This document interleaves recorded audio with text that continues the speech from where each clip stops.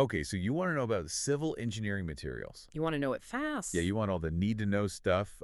Without wading through tons of research papers and textbooks. Exact. Well, that's what we're here for. Yeah, this is your shortcut We've done the deep dive for you. into the world of concrete and steel and all that good stuff. We're going to break down exactly what these materials are, how they work on a fundamental level. Why they're used to build the amazing structures all around us. So think of this as your express lane to understanding civil engineering materials. Yeah, and it's a pretty fascinating world when you really get down to it. It really is. So let's set the stage here. Right. We're talking about the materials that are used to build bridges, buildings, roads, all the infrastructure that we rely on every single day. And it's a field with some really unique challenges. Right. I mean, you're working with huge quantities of materials. Yeah. Often you're building things on site in all kinds of weather conditions. Yeah, that's a good point. So the materials have to be durable, they have to be cost effective. Right, and able to withstand the elements. Yeah, exactly. So to kick things off, let's talk about the basic states of matter. Okay. I mean, everything around us is either a solid, a liquid, or a gas, right? Right. And in civil engineering, we're mostly concerned with solids. Yeah, for the most part, we're dealing with materials that have a fixed shape and volume. Makes sense, because you don't want your bridge to suddenly turn into a puddle of water, do you? No, definitely not. So we need to understand the properties of these solids. Absolutely. And to do that, we look at 7 key categories of properties. Okay, hit me with them. So we have chemical properties, mechanical properties, electrical, thermal, magnetic, technological, and then other properties like density and specific gravity. Wow, that's a mouthful. It is, but these categories help us understand how a material will behave in different situations. Okay, so let's start with chemical behavior. All right, so chemical properties describe how a material interacts with other substances. Yeah, like how it reacts with water or air or chemicals. Exactly. So what are some of the key things we need to know about chemical behavior? Well, there's solubility, Okay. which is basically whether a material dissolves in a liquid. Right. Then there's crystallization, how the material forms its solid structure. Okay. Corrosion resistance, which is obviously super important in civil engineering. Yeah, you don't want your steel beams rusting away. No, you don't. So corrosion resistance is all about how well a material can withstand exposure to things like rain, salt, air pollution. Exactly. Then you have cohesion, which is how well the molecules of a material stick together. And combustibility, which is how easily it burns. Right. Makes sense. So let's move on to mechanical properties. Okay, so mechanical properties describe how a material responds to forces and loads. So like when you put weight on it or Yeah. stretch it or bend it. Yeah, exactly. And two of the most important mechanical properties are elasticity and plasticity. Right? Right. So elasticity is the ability of a material to return to its original shape after a force is removed. Like a rubber band. Yeah. And plasticity is the opposite. Okay. It's the permanent deformation of a material. So if you stretch a plastic bag, it stays stretched. Yeah. But one thing that's always fascinated me is how some materials can actually absorb energy when they're deformed plastically. Well, yeah, that's a key concept. Like if a building is designed to sway slightly during an earthquake. Right. The materials are actually absorbing some of the energy from the earthquake. Instead of just snapping. Exactly. So that's pretty amazing. That's it. So we've talked about chemical and mechanical properties. Yeah, let's touch on the other ones. Like electrical, thermal, and magnetic. Right. How do those fit into the picture?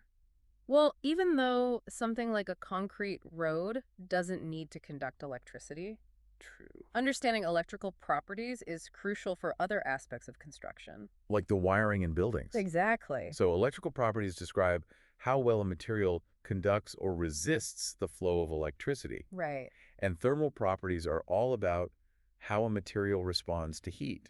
Like how it expands or contracts when the temperature changes, Yeah. which is super important when you're building large structures. Because you don't want things cracking or buckling due to temperature changes. No, you don't. And magnetic properties are kind of specialized. Yeah, they come into play in certain types of sensors or non-destructive testing. Okay, so all these properties are important in different ways. They all contribute to how we choose and use materials in construction. Got it. So now let's get down to the nitty-gritty. Let's talk about the building blocks of materials. We're talking atoms, right? Exactly. The tiny particles that make up everything around us. Right. So remind me, what are the main parts of an atom? An atom has a nucleus, which contains protons and neutrons, Okay. and then it has electrons, which orbit the nucleus.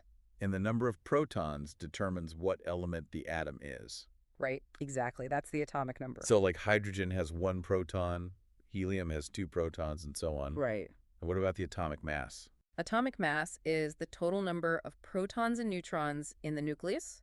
Good. And then you have isotopes, which are atoms of the same element, Okay. but they have different numbers of neutrons. So like carbon-12 and carbon-14 are both carbon. Right, but carbon-14 has 2 more neutrons than carbon-12. Got it. So we've got protons, neutrons, electrons. Now let's talk about how those electrons are arranged, Okay. because that arrangement dictates how atoms interact with each other. All right, so tell me about electron arrangement. Electrons occupy specific energy levels, or shells, around the nucleus. Like orbits. Yeah, kind of. So the first shell can hold a maximum of 2 electrons. Right, and the second shell can hold up to 8. And so on. Exactly. And a simple example is hydrogen. Which has 1 proton and 1 electron. So that 1 electron is in the first shell. Exactly. Okay. Makes sense. Now, when atoms come close to each other, they can interact through their electrons. And that leads to the formation of chemical bonds. Right. And we've got 3 main types of bonds. Ionic, covalent, and metallic. So let's break those down. Starting with ionic bonds. Oh, yeah? In ionic bonds, one atom loses an electron and another atom gains an electron. So they become oppositely charged? Exactly. And that opposite charge attracts them to each other. Like magnets. Kinda. And a classic example of an ionic bond is sodium chloride. Table salt. Okay, so that's ionic bonds. Now, covalent bonds are a bit different. How so? In covalent bonds, atoms share electrons Okay. instead of transferring them completely. And a good example of a covalent bond is water. H2O. 2 hydrogen atoms sharing electrons with 1 oxygen atom. Exact. And lastly, we have metallic bonds. Which are found in metals like steel. Okay, so what makes metallic bonds unique? In metallic bonds, the atoms share their outermost electrons freely, Okay. creating a sea of electrons that flows throughout the material. And that's what gives metals their unique properties, right? Exactly like their electrical conductivity and their ability to be shaped. So the type of bond really affects how a material behaves. It's fundamental. Now let's connect this back to civil engineering. Right. We've talked about all these properties and bonds. And how they influence the behavior of materials. So how does that translate to the actual materials that we use in construction? Well, some of the most common materials in civil engineering are steel aluminum aggregates, timber, Portland cement, and asphalt concrete. Okay, so why are those materials chosen? Because their properties make them well suited for specific applications. So like steel is strong and durable. Right, thanks to its metallic bonds. Aluminum is lightweight and corrosion resistant.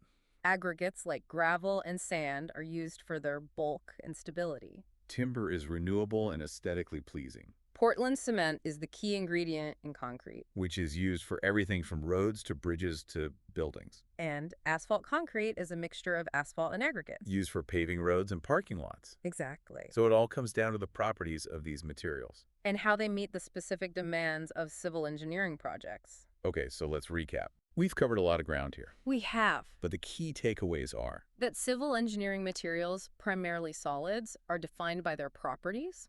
chemical, mechanical, electrical, thermal, magnetic. All those. And those properties are determined by the material's atomic structure. And the types of bonds between atoms. And in civil engineering, the main concerns are durability cost and resistance to environmental damage. Right. So that's why we choose materials like steel concrete and timber. Because they can handle the loads, the stresses, the weather conditions. Exactly. And this leads us to a final thought for you to ponder. Okay. Knowing what we do about atomic bonds and the fundamental properties of materials, Yeah. what surprising new challenges or exciting innovations might we see in the future as we try to create even stronger and more sustainable building materials? That's a great question. Think about how the tiny world of atoms Yeah. dictates the massive structures we rely on every day. It's mind-blowing when you really think about it. It is. Well, that's all the time we have for today's deep dive. Thanks for joining us. We'll see you next time. Until then, keep exploring the fascinating world of materials. Okay, so you want to know about civil engineering materials. You want to know it fast. Yeah, you want all the need-to-know stuff. Without wading through tons of research papers and textbooks. Exactly. Well, that's what we're here